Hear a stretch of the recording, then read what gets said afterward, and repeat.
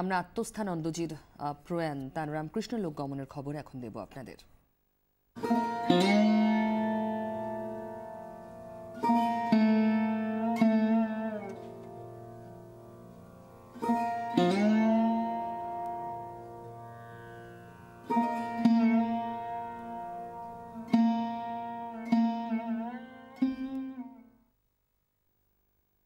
বেলুর মঠে আজ স্বামী আত্মস্থানন্দের শেষকৃত্য।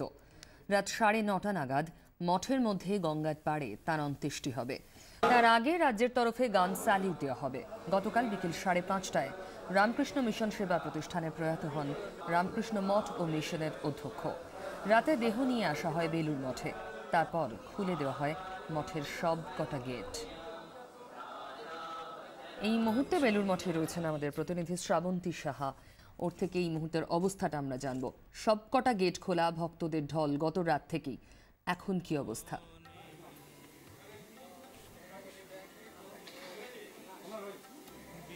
চিত্রটা বোধহয় বদলায়নি এবং 8:10 পর্যন্ত ঠিক এই যেখানে আমরা দাঁড়িয়ে আছি পিউ, তার পাশের বাড়িতেই শায়িত রয়েছে স্বামী আত্মস্থানন্দজি মহারাজের দেহ। সেখানে অগণিত ভক্তের ভিড়, সেই চিত্র বোধহয় বদলাবেও না। গতকাল রাতে যখন খবর এসে পৌঁছেছিল তখন থেকেই ভক্তদের ভিড় আস্তে আস্তে আসছিল বেলুর মঠের দিকে। আজকে সকালবেলা থেকেই তাকে দেখার জন্য, তাকে শেষ শ্রদ্ধা দেওয়ার জন্য সেই ভিড় এখনো পর্যন্ত রয়েছে। যেমনটা তুমি দেখতে পাচ্ছ, কিছুক্ষণ পরে এই ভিড়টা, যেটা তোমার এখন অনেকটা পাতলা লাগছে, তার কারণ হচ্ছে কিছুক্ষণের মধ্যে দরজা বন্ধ থাকবে। তার কারণ বেশ কিছুক্ষণ সময় দেওয়া হবে এই দেখা, সেই সময় যে সেই শ্রদ্ধা তারা দেখা, তার কিছুক্ষণ পরে ফের শুরু হবে।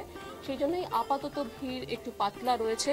এবং যারা এসেছেন এই মুহূর্তে বা যারা আসছেন তাদের সবার সঙ্গে আমরা কথা বলে যেটা বারবার জানতে পারছিলাম যে স্বামীজির জীবন দর্শন যেভাবে প্রতি মুহূর্তে জীবনের প্রত্যেকটি ক্ষেত্রে স্বামী আত্মস্থানন্দজি মহারাজ পালন করেছেন, সেটা বিশেষভাবে এই ভক্তদের মনে দাগ কেটে গিয়েছে। যেমন তার যেভাবে তিনি সেবা করে চলেছিলেন, যেভাবে প্রত্যেকটি ক্ষেত্রে যখন মন খারাপ হয়ে যেত, অনেকে আমাদের বলেছেন যে তারা আসতেন স্বামীজির কাছে প্রণাম করতেন এবং সেই সময় একটা নতুন দিশা, জীবনের একটা নতুন পথে তারা ফের এগিয়ে যেতে পারতেন। আর আজকের এই রামকৃষ্ণ মিশনের পরিবেশটা তোমায় বলি, অন্য দিনের থেকে বোধহয় খুব একটা আলাদা নয়। তার কারণ একটা মৃত্যু আলাদাভাবে, বিশেষভাবে তাদের মনে ছায়া ফেলেন না। সন্ন্যাসীরা বলেন যে রামকৃষ্ণ দেবের মতোই তারা মনে করেন যে একটা ঘর থেকে বোধহয় আরেকটা ঘরে যাওয়া হচ্ছে।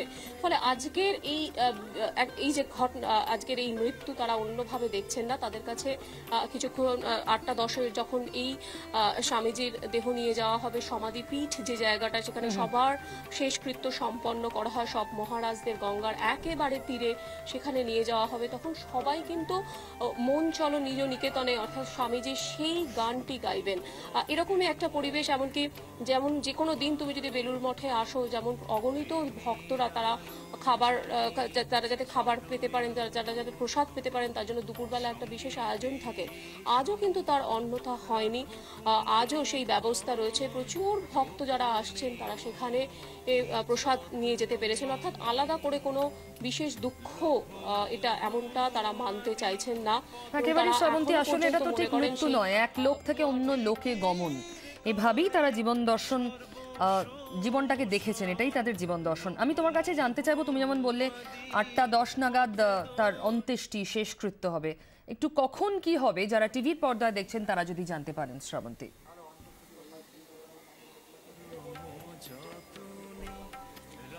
দেখো, 8:10 নাগাদ যে এই যে বাড়ি রয়েছে সেখান থেকে স্বামীজির দেহ নিয়ে যাওয়া হবে। ঠিক এর পিছনেই রয়েছে গঙ্গা পাড় এবং সেখানে এখন এই মুহূর্তে প্রস্তুতি তুঙ্গে চলছে, যেখানে তার শেষকৃত্য সম্পন্ন হবে। সেখানে আপাতত তাকে প্রথমে রাখা হবে বেশ কিছুক্ষণের জন্য। তাকে ঘিরে যে শেষ প্রার্থনা তখন সমস্ত মহারাজরা করবেন এবং সেই সময় গতকাল যেমন রাজ্য সরকারের পক্ষ থেকে জানানো হয়েছিল যে গান স্যালুট দেওয়া হবে, সেই গান স্যালুটের ব্যবস্থা থাকবে। তারপর 9:30 নাগাদ বিশেষ প্রার্থনার পর শেষকৃত্য সম্পন্ন হবে, এমনটাই আমরা জানতে পারছি। এবং 8:10 পর্যন্ত তোমাকে জানিয়ে দিই যে যারা আসতে চাইছেন রাত 8টা পর্যন্ত তারা আসতে পারেন। তাদের জন্য এই বাড়ির দরজা খোলা থাকছে। তারা তাদের শেষ শ্রদ্ধা জানিয়ে যাবেন মহারাজকে। শ্রাবন্তী, অনেক ধন্যবাদ। বারবার ফিরবো আজ আমরা তোমার কাছে।